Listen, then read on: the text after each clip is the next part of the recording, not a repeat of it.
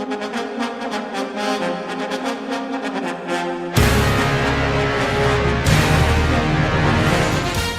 listening to 90.3 WHPC, the voice of Nassau Community College in Garden City, New York. I'm Bill McIntyre here with Jon Gallo, bringing you news stories about Long Island and about Long Islanders.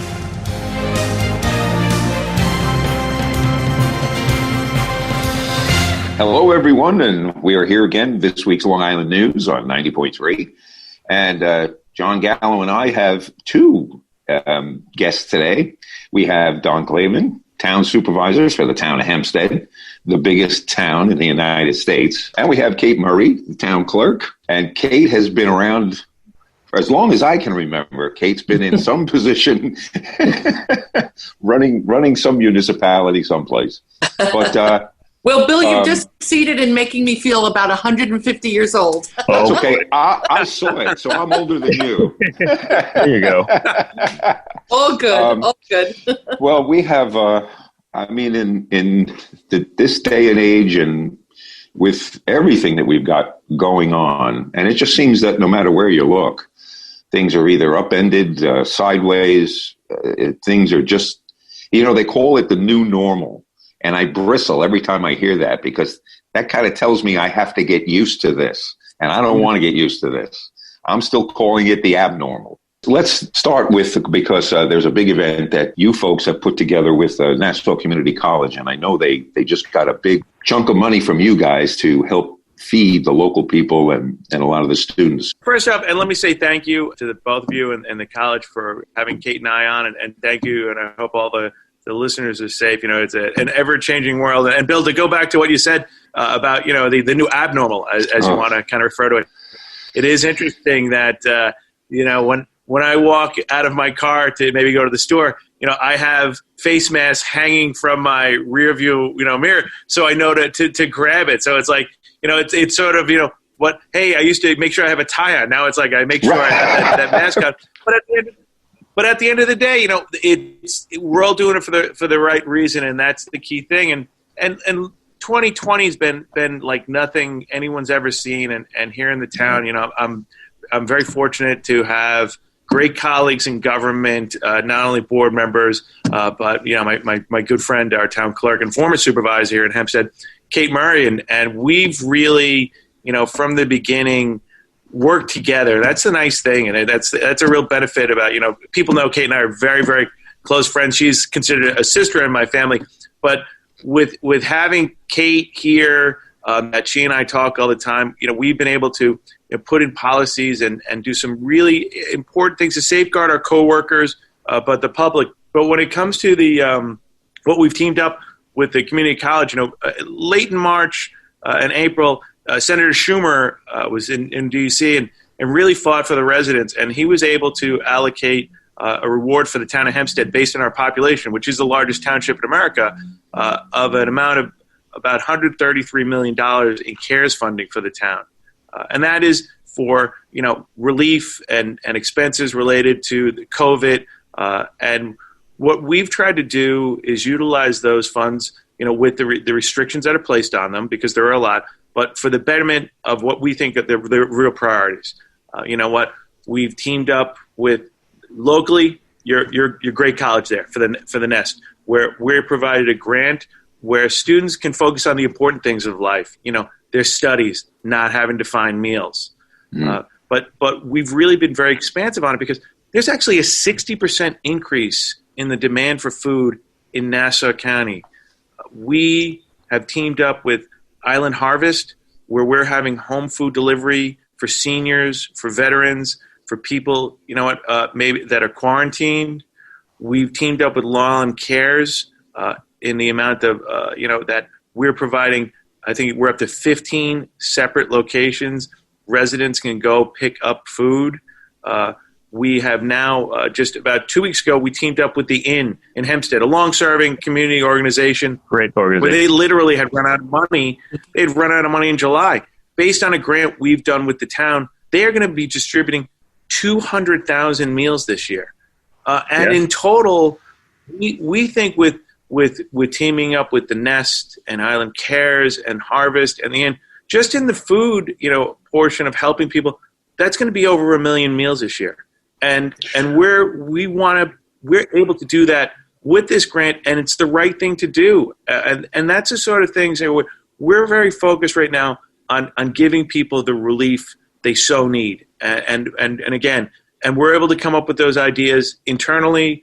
We've hired a Washington D.C. firm to review to make sure they're proper. Just to give that extra moniker on these funds. But a lot of these ideas come together when I'm with my colleagues and Kate. Kate, who, as I said, served as supervisor and was over at the college and has a real passion for it and brought up when the submission came from the College for the Nest, the ability to help these. She's such a strong advocate, and I'm delighted that we could work together to help with this. Mm. Yeah, and to that point, Kate, can you speak about, again, your time in that role, the county executive, and other forms of government that maybe helped you partner with these types of agencies in a time of crisis, because you had those connections, you had built those relationships, and had seen who really was doing good work out here in the town of Hempstead? Right. Well, and as Don said, with the receipt of the Federal CARES Act dollars, we have been given as a local government a very, very unique opportunity to do a lot of good. And, obviously there are so many groups out there doing good. And so as Don and the town board members and all of us, think about the different organizations that have the widest reach, have the biggest reach. That's where we settled on, and very happily, with Island Harvest, with Long Island Cares. And then you look around and at our university campuses. And, of course, my almost 4 years at Nassau Community College were great ones for me. I loved my time there at the college. And at that time, I was on the board of directors for the Nest, and I was a volunteer. And so when you're volunteering and you're literally packing the bags for students, for fellow workers, fellow employees at the college, you see very, very directly and in a very granular way how important and how critical these food donations are for these folks. And so, then fast forward, you never know where your opportunities are going to come in life, right? Yeah. And so here I am back in local government with Don, and I've just been a cheerleader of the college, and of course, I don't need to be a cheerleader. Everybody knows how great Nassau Community College is, And so Don, in his decision-making process as supervisor, looking at all of the very, very great, organizations out there, Nassau Community College had to be front and center along with the other colleges in the town. So I just thank Don and my colleagues for being so supportive of a great organization. Yep. No, that's great to hear that, again, time, like you said, in the office, how you had built those relationships. And full disclosure, I'm one of the people who actually would do the food pickups from Island Harvest and bring them back to the Nest for years now. So, like I said, I see that granular day-to-day process, and, it really is appreciated by everyone that we encounter at every stage of the volunteer process, board members, people doing administrative work. It really, really is a great resource that all of our clients and, Nest family members really appreciate and utilize. So that's great. And I know there's a lot of other issues, obviously, too, with like substance abuse and domestic violence that, have been at the forefront, and trying to get resources and services to people in those circumstances is not easy. But, again, it's just like with food insecurity, it's good to see that those networks were there, and the people who are doing good work can then get the reward and then give that back, tenfold back to the community. Absolutely. So it's great to have an opportunity to do good. And I have to say, Don and the town board, they've had a great opportunity, and I think they're using those opportunities very wisely this year, with regard to all those organizations, the colleges, really, and you see it very, very up close and personal how people's lives are being enriched because of these kinds of programs. So, out of a terrible pandemic, out of a terrible scenario, I keep talking about the silver linings. Yep. And these are opportunities to do good. Yeah, definitely. I tell you, the 1 million people, Don, you mentioned you 1 million people you're going to feed. I pray that we stay at 1 million. That's why we've utilized the funds not only for the food pantries, as Kate alluded. We've teamed up with each of the hospitals in the town of Hempstead to give them a grant to alleviate their costs for PPE. From what I call Franklin General. It's because I grew up in Valley Stream. To South Nassau, to the medical center, to Mercy. In addition to that, something that particularly I think was a priority were our local colleges and universities, where we gave grants. I think it was a $2 million grant to each of these institutions to help alleviate the burden, because it's not only getting the kids back to school safely, it's about the staff, it's about the maintenance staff, it's about that local economy, that the teachers to public safety, to the students use, and you know what, and we're able to do that with this CARES funding, and that's unique.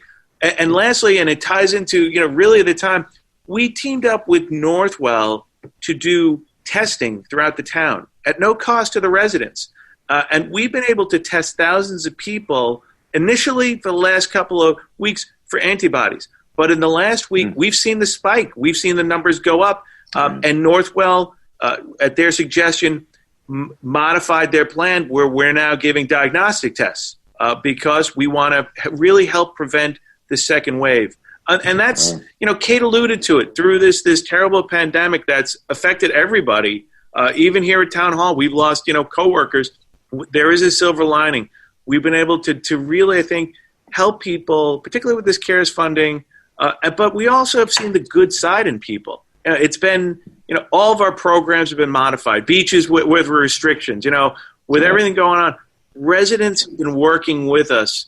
And for 99% of the time, it's been great getting operations going, concerts, drive-in concerts, getting the beaches going, because the residents know there are going to be restrictions and they want to be part of it, because it is helping prevent not going back in time to late March and April, where Kate and I and a couple of people, we'd be sitting up on the 4th floor of Hempstead, and the only sounds we would hear all day long were ambulances going back and forth, and we don't want to go back there. Of course. And definitely let's remind our listeners that they are listening to this week's Long Island News, and we are here with Town of Hempstead Executive Donald Clavin and Town Clerk, former Town Executive Kate Murray, on 90.3 WHPC. And to your point, again, Don, just it really has been an immense challenge, and it was important. I know we participated, and we saw that you had these kind of ask the doctor kind of and ask yourself Q&A series, especially at the height of the pandemic, to just kind of give some sense of comfort and information. I know you had the doctor and again Councilman Esposito with a lot of those. Kind of tagging along, and just it really was great to see you guys kind of give that information in a way that really I think helped ease people at the time that they needed it. Can you talk about how that comes along, and how those public awareness campaigns and other, like you said, testing and other projects and programs all work in collaboration to avoiding that second wave and to keeping us down the line in a better place. John, and I appreciate that. We're very unique here in the town of Hempstead. We're the only town with an EMS director. We have he's an emergency treating physician from Winthrop, Dr. Dave Newbert, as we call him, Dr. Dave. And he's been up here every day. He would work the midnight shifts and then come to Town Hall all the next day to be up in our emergency room set up upstairs for management. And he would give us the numbers. And I remember some days him coming in saying, We're putting patients in the cafeteria. We have so many people at the hospital right now, Don. Wow. But I'll tell you, for having that expert, help us make decisions on protocols, on face masks, on how we're modifying things. I've said to all the other supervisors on the town, which we'd actually create a really nice friendship, both Democrat and Republican alike. Throughout the town, we created a sort of a joint task force. I've talked about the benefit of having him, because we were able to do, and we're going to actually be doing one in a couple weeks, those Facebook Lives where we would answer questions from people who, look, they were quarantined. People were very scared. Yeah. They didn't know what to do. he went over the simple things of how to put a proper surgical mask on, because there is a proper way, how to, Right. differentiate, symptoms. It's been really, really very beneficial. And I'm glad you enjoyed it. And he's a real star, but it's something I would tell every other town, a lesson learned definitely here was what a benefit it has been having, this emergency room doctor on staff who can help us with a lot of the decisions and guidelines and protocols to keep our coworkers and the public safe. Definitely. Well, it's also kudos to you for keeping it transparent. You communicated with the people. You learned something. You told them. I think that's really big. And because when people are scared, they just want to hear what's going on. Yeah. So, and if someone doesn't have an answer, it's good to hear leaders say, well, we don't know right now, but we have the best experts involved, and they're working on it, and we're working together, and taking a science-based approach, and trying to do the best we can. I think, like you said, the people appreciate that. Yeah. So I guess, Bill, some other issues, I guess, that I know we were discussing too, along with obviously the pandemic response in terms of logistics of testing and actually the public health side, like we said before, was things that involve mental health, substance abuse, and again, domestic violence. Yeah. Can you speak to both of you again, how you're both involved in your capacities at, again, trying to, deal with those types of issues and provide resources to people affected? What we've definitely noticed is, and Kate knows, very early on in the onset, Councilwoman Gooseby had coronavirus, and she was hospitalized. Unfortunately, one of my executive staff, Dr. Gates, he got coronavirus, and he passed away very early on. He gave it to my counsel, who's much younger, and she gave it to her father, and her father passed away. And she and I talk a lot about how she feels, she feels a guilt. And also the fact that, he was quarantined and you couldn't say goodbye to a loved one when they passed.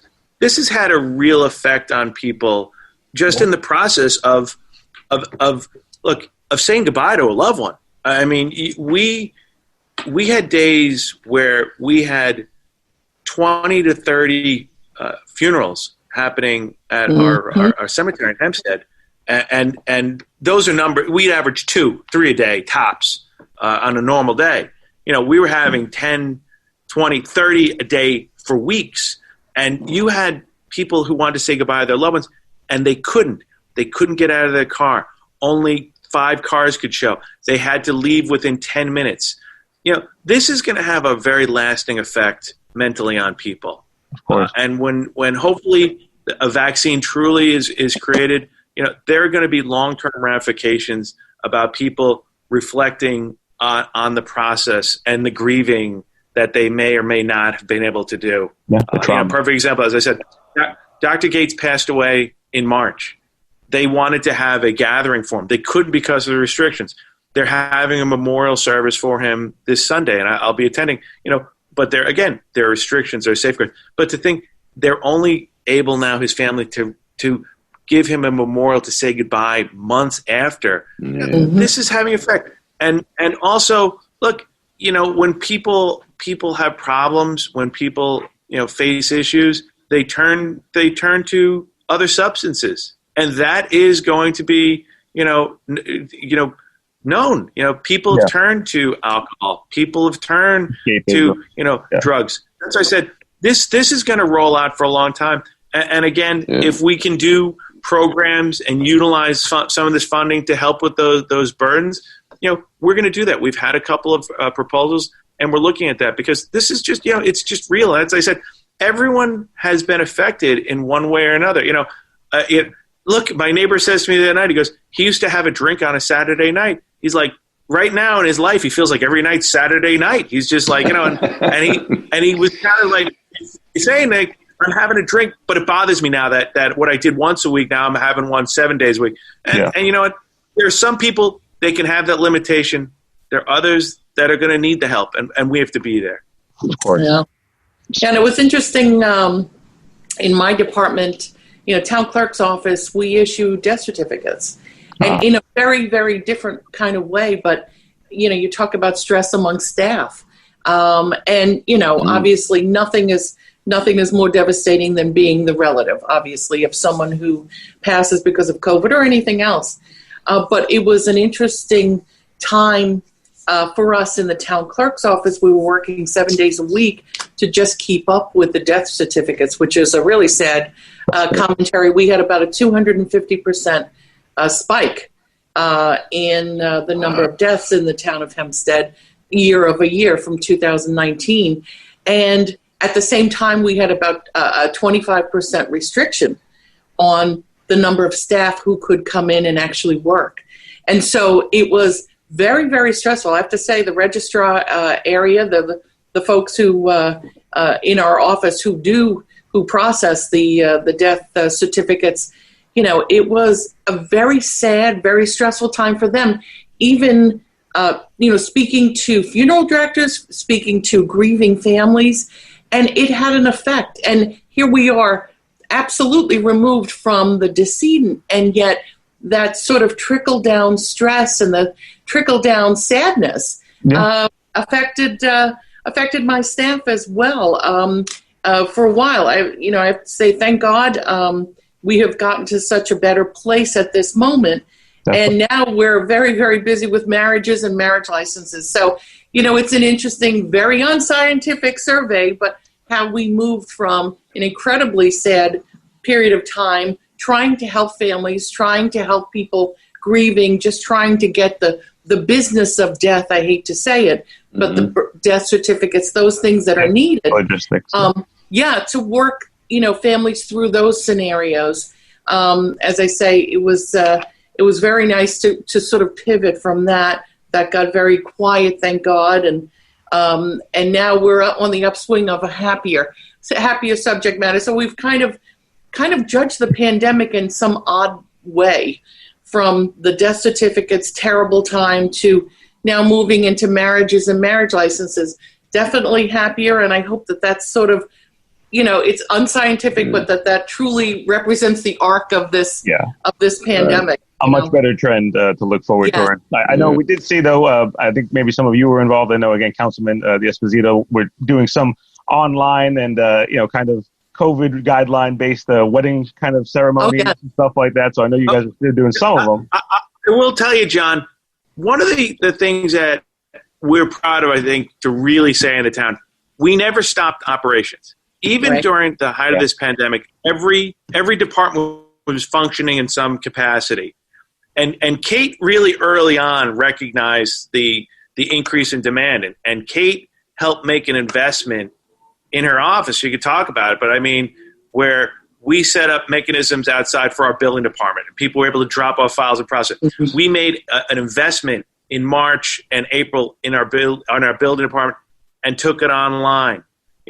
We've changed how government's functioning, but we never stop functioning because we have to, for a myriad of reasons. And Kate will allude to that. But I will say one of the nice things was created by Kate, and I'll let her talk about it, was her ability to take such a higher demand of people want to get married and make sure they happen. And Kate, I don't want to steal your thunder, because I thought what you did down there with streaming weddings and ceremony was great. And I think, again, it shows the creativity of government, and when everyone kind of gets along and works, you can find solutions. Kate, I'll let you tell them what you did down there, because I thought it was awesome.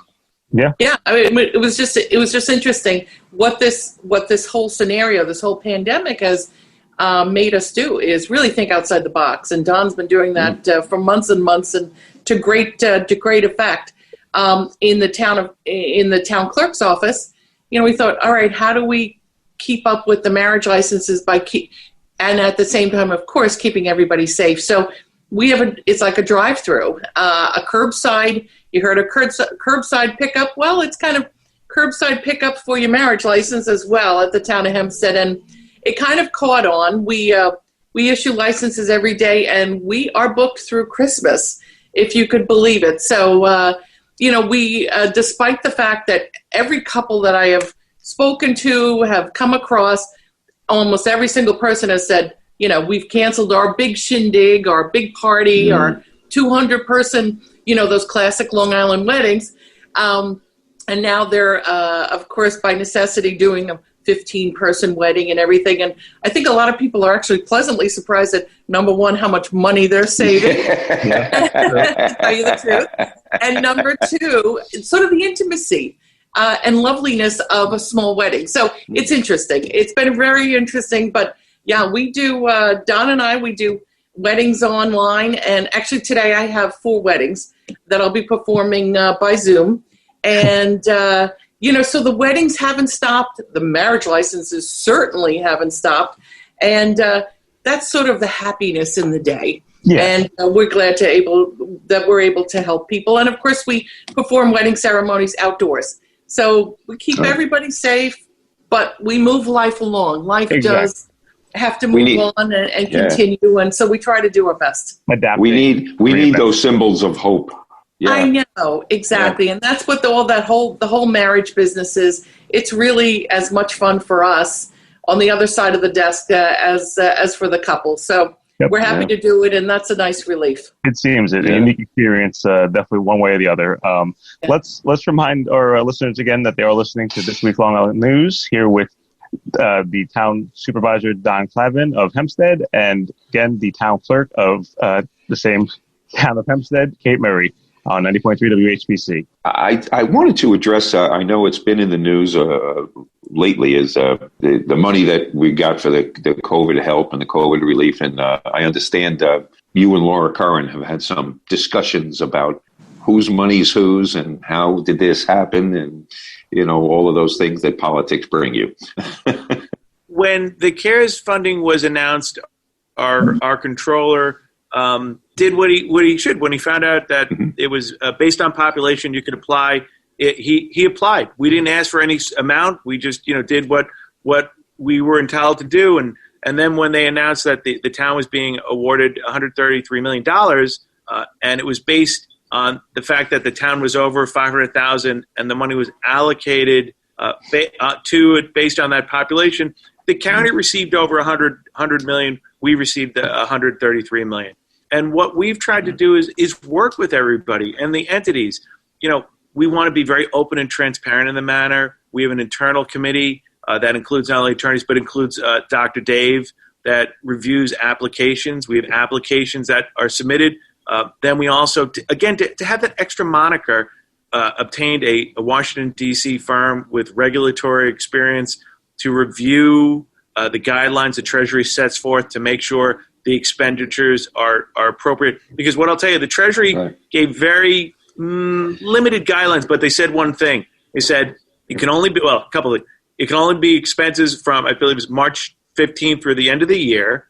It has to be for non-budgeted coronavirus expenses. And it said, and if an expense is deemed inappropriate, the locality is responsible for those funds. So I have a responsibility to the town residents that, if something said, no, you can't do that, it would be on us.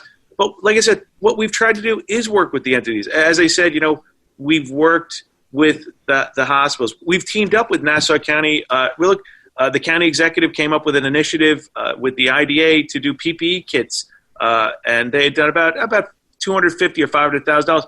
We did a $2 million grant to Nassau County to expand these PPE kit distributions for local businesses because, one, we recognize it's great because the employer now has the tools to safeguard his staff, and then when a customer comes in the store, they'll feel confident that, somebody has that mask on and that face shield. Again, we teamed up with the county when it came to the community college, again, because I think it was really important. So the county executive and I actually have a great relationship. We were joking last week. One local print entity tried to say, there was a fight going on. The next day, she and I were doing a joint press conference, and we were laughing. We were like, "Wow, I guess we're not getting along by being here together." But people don't want to see. They don't want to see they're fighting. I think people are turned off by the politics of Washington D.C. because all they do is fight. I think locally they want to see these entities working together, and that's what we're doing. And by the way. And it's not only the county. We've used this CARE funding to reimburse villages for PPE expenses. We're going to be reimbursing local first responders and fire departments for PPE related expenses. We've teamed up with a lot of different entities to use what we think are really clear-cut approvals with this funding. But like I said, but I think the most important thing is, we want to be responsible. We want to do it right. And also, look, I say it all the time. Senator Schumer's office, the senator and I are not in the same affiliation. It's been a great office to work with. You know what? When we have a question, we call, and the senator's staff and our local Congress people, in particular Congressman King and Congressman Zeldin, they've also indicated to us there's going to probably most likely be another piece of legislation that will come out after Election Day, and it might change the guidelines for this current funding. And that's why I said, I have a responsibility to town residents that I don't want to do something and all of a sudden the rules change and then be held accountable because we did that. I said, we have ongoing conversations and the residents should just know the local governments here are really working together and they're not fighting and residents, I think they recognize that and they want that. Definitely. I think that just in the nature of today's politics, that when we spoke to the police commissioner, one of the things we kind of concluded was in so many of these issues, what's needed here is that cooler heads need to prevail. Mm-hmm. We're a society of sound bites and titles to, journalism is reduced to a sentence. We can't work like that. But so you guys are an example of the exception and not the rule. I don't mind if you and Laura Curran fight. You're both doing your job. As long as you do it over lunch. Yeah. And there isn't a lot of screaming. That's what you're supposed to do. She and I usually do it over a cup of coffee, and it's more of a, hey, let's have a nice conversation. That's why I said, there are some people that that I enjoy working with. She's great, and as I said, and my friend Kate, Kate, the nice thing about having colleagues in government that you have real relationships are when you really have a question, you can do that. And I'll tell you, that's something Kate and I enjoy, that I'll ask Kate to sit down with me and we'll talk about some topics and some decisions. And she's been the supervisor before, so she knows a lot of this and the situations and departments. And it's a great asset that I think the residents recognize as well. It's that, their officials work together. They're not fighting. They're trying to find solutions. But they can be friends, and that's an important thing. Of course. Yeah, and I think it's obviously an asset to have Kate in your office working with you during normal times. That would have been a definite. And now it's got to be more. So you can anticipate things.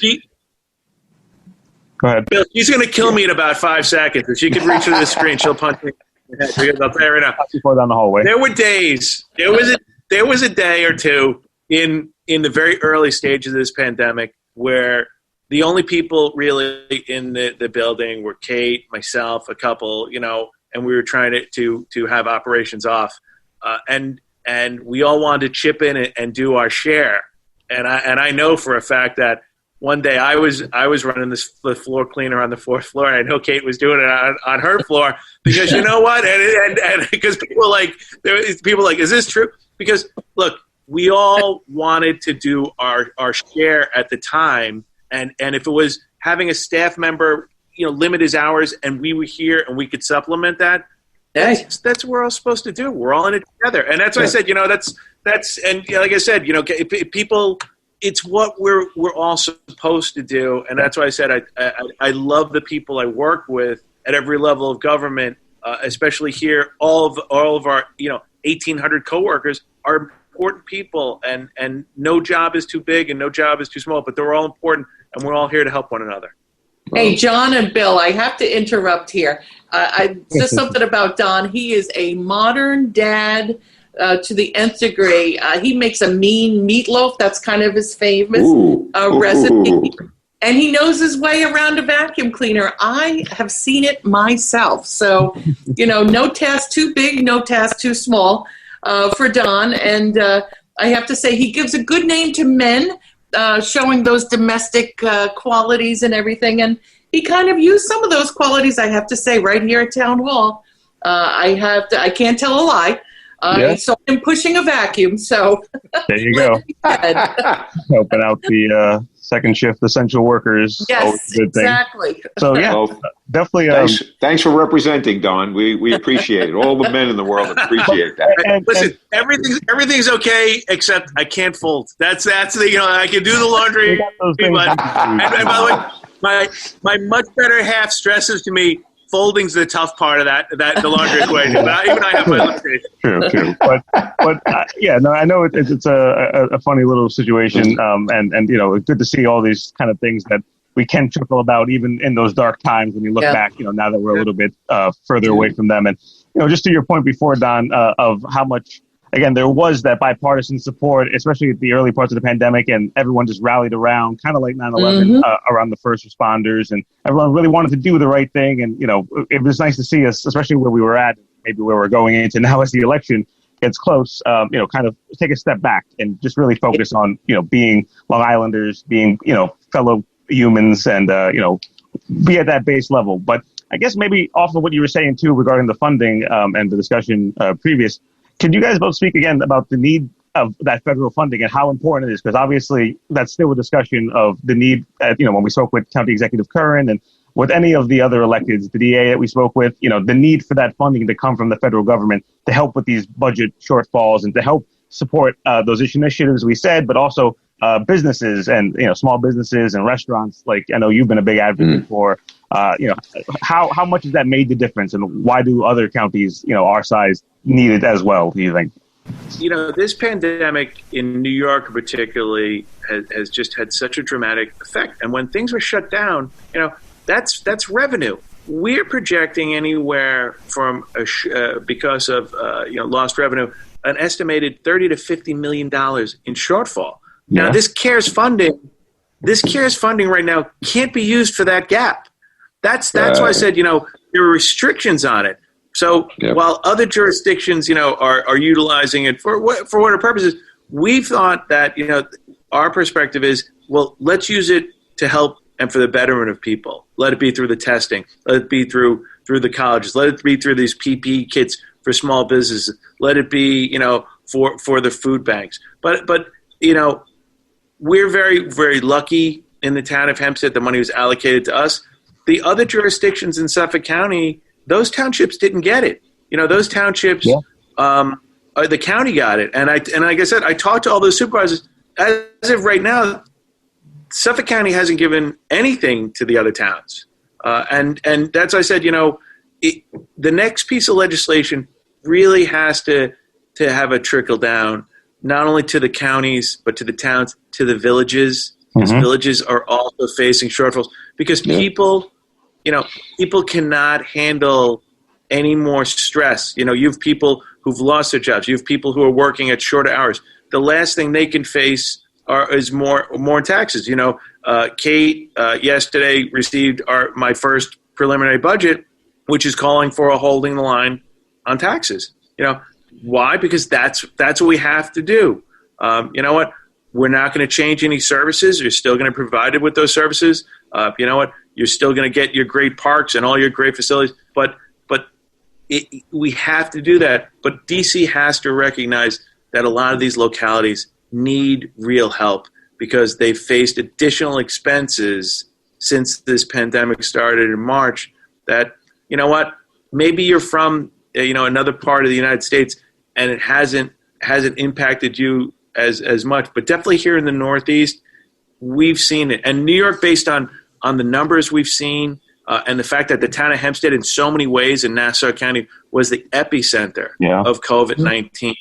You know what? We faced a lot of expenses. And look, you know what? I'll tell you right now, all of our first responders and essential workers, our police did a great job. Our ambulance did a great job. I will tell you this right now. I'm very, very proud of our sanitation department. 400 men and women that went out and collected garbage every single day in the heart of this pandemic. And we modified the procedures. You know what? If we didn't pick up garbage, we would have had another pandemic on our hands. Yeah. And I'm saying our water department, these men and women every single day went in there to make sure people were getting the water, the basics. And that's why I said, it isn't, when you look at, the essential services, it's at many different levels. But Washington, D.C., I really do think in the next piece of legislation, I'm very hopeful they are going to do that. And also, I think they also, in D.C., hopefully will recognize the school districts really need some sort of form of relief for what they've had to do it, and they have an obligation for that. I think that's a very good point. Obviously, like you said, to meet the guidelines and to keep everyone safe, it comes at a cost, and a cost that we're willing to bear. But at the same time, some businesses, might not be able to afford that. And that's something I know, like you said, that you've worked on, the both of you. But could you talk about, too, I guess, is the town involved in any of the enforcement specifically of, again, those guidelines, the compliance for public safety, public health? What we're not enforced with is as I said, look what we did at the beach. We held our 4th of July concert. We did drive-in. No one else had done it, and it was done great. Yeah, we were able to open our beaches, and what I created was what I refer to as a concierge service.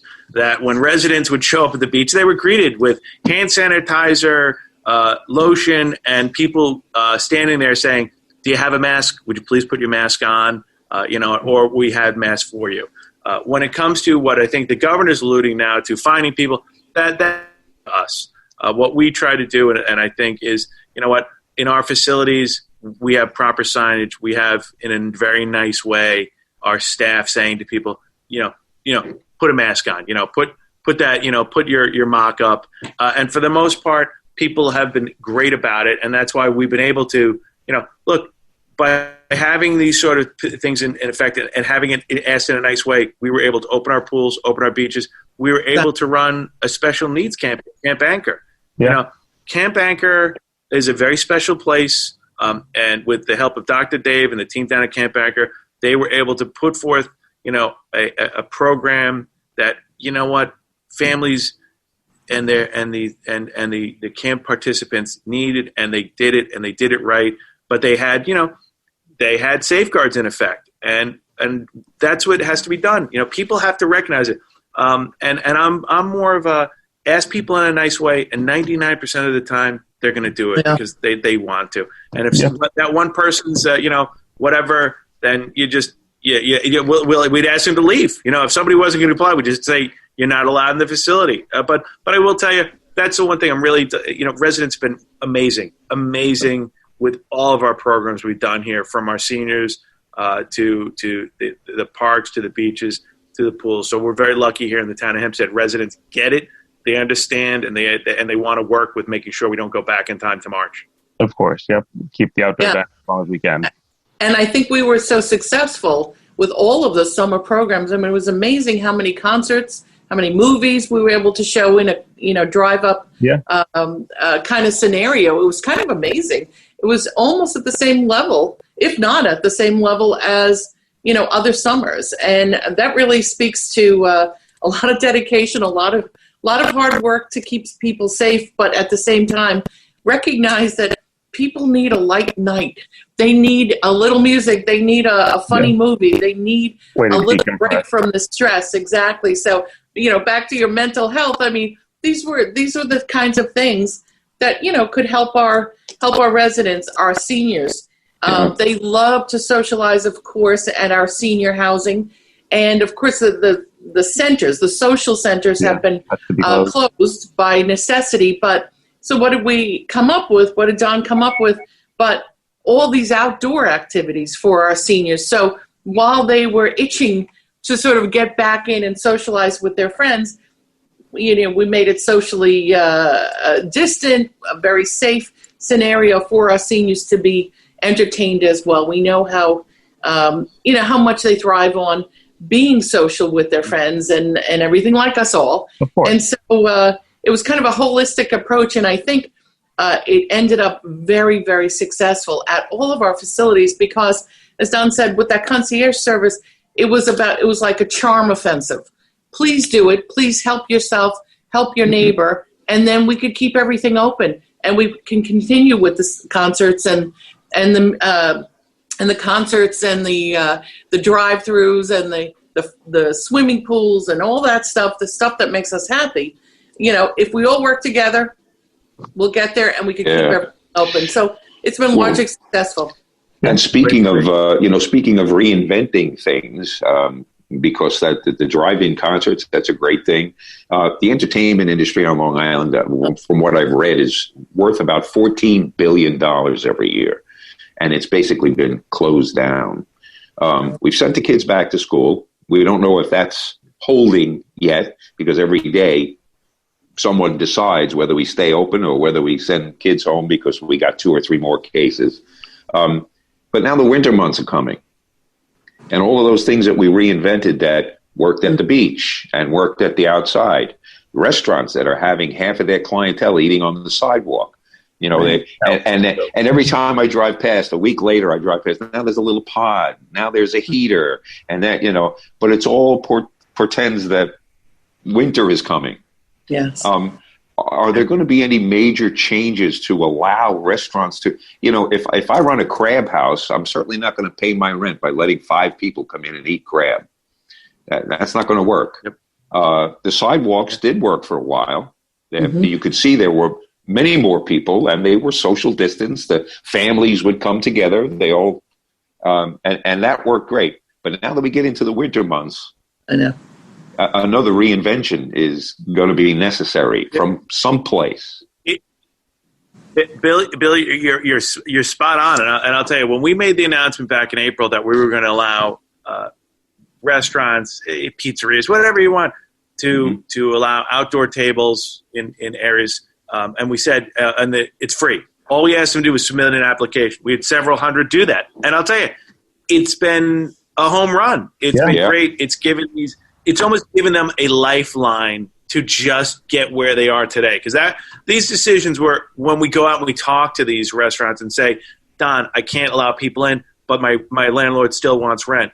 Yeah. We're already talking about, look, we're going to expand it. And if it's, when we talk to these restaurants, when we talk to our friends over at the pizzeria in East Meadow, or one of Gluck's down the 5 towns, we're going to see what kind of process they said. Maybe it is allowing portable heaters, that they can take down every single day. But we don't want to be an obstruction to them. If there's a path that, if we can have a record of it and just have an application, we don't want the money. We want you to survive. And that stuff, we're already talking to a number of them because, like I said, it is a shame when you see these places that, they want to operate. Some of them are bigger, some are smaller. I mean, there was a big rally, I think, today with a lot of these catering halls saying they're going to shutter. You're looking at thousands of jobs, and this is a trickle down. I go, because, that's the catering hall, that's the staff. Well, guess what? They have to buy food, and they get that. Yeah. And you know what? There are people who drive the food to the location, and that's why I said, we've got to find solutions and not be an obstacle in this process. It worked for those months. And you know what? Whatever needs to be done, we're going to help these local, restaurants and businesses survive. That's our obligation. Right. One of the things that I've heard from a number of quarters was the idea that some of the rules seemed arbitrary. Let's just say I know a guy who runs, I don't know, whether it's a comedy club or, there are some bars out here on Long Island that actually are doing a thing where the bands will go inside and they have cameras on them and they're projecting them on the walls on the outside. Yeah, and so people can come up in their car and tune in the radio and hear the music from the club. And to me, I told the guy that I know there, I said, you got to keep doing this because nobody else is doing this. Yeah. So reinvention. But, people, I don't know that people realize if a restaurant goes out of business, if a catering hall goes out of business, when this is all over, whatever that means, they're probably not coming back. It didn't take them 2 weeks to build that catering hall. They've been there for 50 years. Mm-hmm. And so for something like that to disappear, we're not going to see a lot of things that'll take its place. That's my concern, is that most of these small Bill, businesses, and I think, I think you're right. I think, it is sometimes it's the fact that people do feel the rules are arbitrary and they change. Look, I'll tie it into what we've seen here in Long Island is with the reopening of schools, the sports programs. Bingo. I've said all along that if people follow the guidelines, if people take the right protocols, case in point, Kate alluded, I have little kids. My two daughters, are 13 and 10. They participated in girls lacrosse over the summer. The coaches did an amazing job, limiting parents, limiting how long people could go, limiting who could go to a game, face masks, everything to be done. Now you get these rules that say, well, they could do that, but they can't play field hockey or they can't do this. Right. My comment is you have to be consistent. And I will tell you this right now. If the rules are set forth and they're implemented, they can succeed. I mean, how can you turn around and say you can't play football on Long Island, but 25 miles away in New Jersey, they're playing everything they want over there? Exactly. Yeah. But I said, but also with the look what happened with the NFL game, Tennessee Titans. Yeah. I just did that's the other day. They found out there was a cluster that tested positive. So what they do? They shut it down. They're going to be monitored. Boom. Right. That's what you do. That's how you hand it. You close it down. By just having this blanket tossed by everybody, it doesn't work. And I'll tell you right now, I see it firsthand. My 7-year-old kid, when he went back to school this year, he's a 7-year-old boy. He's just like me. He was excited to get homework. It made him the happiest kid in the world. What kid ever is excited about getting homework? I mean, it shows you. That's where we are. But you have to give an outlet. But it has to be consistent. But you have to give people the chance. If you set forth the rules, and you know what, we can do this. We can get these kids participating in sports. You set forth the rules. The restaurants will succeed. The restaurants can be open, but you can't make it arbitrary and change all the time because nobody knows. Am I doing this the right way? Am I not doing this the right way? Well, when it comes to these restaurants, go. Is there a place where, let's say, a restaurant owner feels that, hey, listen, I can comply and I can make this work, but they won't let me do it? Is there a place that they can address that concern and say, listen, can I get an official here to put a stamp on what I've got, my model, and I won't get in trouble because I think I'm towing the line. I'm doing what's necessary. Is there a place to go to do that? And that's the problem. What I always tell people is Nassau County Board of Health. You reach out to them. They're going to say, you can't do that. You're never going to get through the governor's office. Look, he's inundated. He's the governor. I understand that. So reach out to your local Board of Health, as we have here in Nassau County, and tell them the protocols, the guidelines, the steps you've taken to secure it, and hopefully they will give you the moniker that can do it. Because if you don't and you do it the wrong way, you're going to end up having somebody come in, let it be the fire marshal, and they're going to write you a fine, and it'd be a substantial fine. I had a very successful businessman here that in April they came in. The fire marshal came in and alleged he was price gouging on hand sanitizer when he had receipts showing that basically it was at cost, and they gave him, I think he said, either $5,000 or $10,000 fine. He's going to litigate that now, and he's saying, this isn't fair. You know what? How that seems very arbitrary that you came in when I could show you the receipts that show this just isn't the case. And that's my concern with a restaurant, that they say, oh, I'll do this, I think I'm okay, and all of a sudden the fire marshal shows up and hit you with a fine. Well, for a small pizza, I use my bagel shop.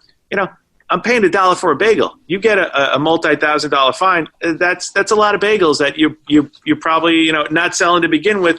You can't afford. So call the county board of health, show them your protocol, show them your guidelines, and hopefully they'll say you can do this. Yeah, sadly, with the group like the fire marshals, because I've heard that before from quite a few establishments. That's just like and the perception is that, okay, the counties and Long Island in general is going to lose a lot of tax money, and these guys are out making it up. And that's a damning thing. Difficult narrative to pervade. Yeah. And think it really is. Bill. Think about it, Bill. With who more than our restaurateurs are going to be invested in making sure that their customers are safe. The minute there's an allegation that someone got sick or that someone was not doing the right thing, that restaurant, the customers are not going to come back. So no one is more motivated than our poor business owners, our restaurateurs, to do the right thing. It's in their own interest, and so it does seem incredibly frustrating for our poor business owners. Of course. Obviously, we're getting towards the end here. We just discussed a lot of things that have changed, and unfortunately, some things don't change, like hate crimes and bias. And it looks like in Seaford, there was another example of some crime aimed at the Jewish population during the high holiday period. So could you just speak about, I guess, how your office and maybe the both of you play, again, a role in trying to deal with those types of issues? Unfortunately, a resident came forth the other day and on children's playground equipment found swastikas etched into it. That's anti-Semitism, and we're not going to tolerate that. They've seen a spike in anti-Semitism across the United States in the last year. And just last fall and winter, right when I took office, if you don't remember, there were a spat of 13 anti-Semitic attacks literally last winter. We're the largest township in America. We're the most diverse township in America. And we're the most inclusive. And regardless of your faith, your color, your gender, whatever it is, we're not going to stand by and be silent. So when this clear anti-Semitic display was put down there, the police have been notified. I notified my colleagues, and really in a unified voice, we wanted residents to know, what, we're not going to tolerate this. It's being reported. It's going to be investigated. Hopefully they will catch the individuals that did this. They will be held accountable. We're already talking about extra steps to be on due diligence. 2 weeks ago, we announced that we were teaming up and using our public safety patrols to do drive-by, houses of worship, synagogues during the high holy days, just to give people the little more confidence, a little more of a sense. And if we noticed anything, we would report it right to the police. It's sad that in 2020 this is still taking place. And like I said, and how disheartening. This is literally on small children's play equipment. Yeah. And we have to get this mindset out of here. We're not going to tolerate any form of hatred, especially when it comes to anti-Semitism. And we're going to take the steps necessary to safeguard all of our residents here. And when we find out who is responsible, they are going to be held accountable because we have a zero tolerance policy for this. We've been here with Town of Hempstead Supervisor Don Clavin and Town Clerk of Hempstead Town, Kate Murray. And I want to thank you both for being clear and transparent. And again, cooler heads prevail. It's nice to see. And I want to thank you both. Thanks, John. Thank you for having us. And you, both of you, and all your listeners, stay safe, wear a mask, and well, you know what? Let's not go back in time. Let's keep moving in the right direction. Exactly. Amen to that. Amen to that. And you've been listening to 90.3 WHPC, the voice of Nassau Community College in Garden City, New York. I'm Bill McIntyre here with Jon Gallo, and have a great Friday. Have a great weekend. Stay safe, like our guests have told you, and we'll see you next time.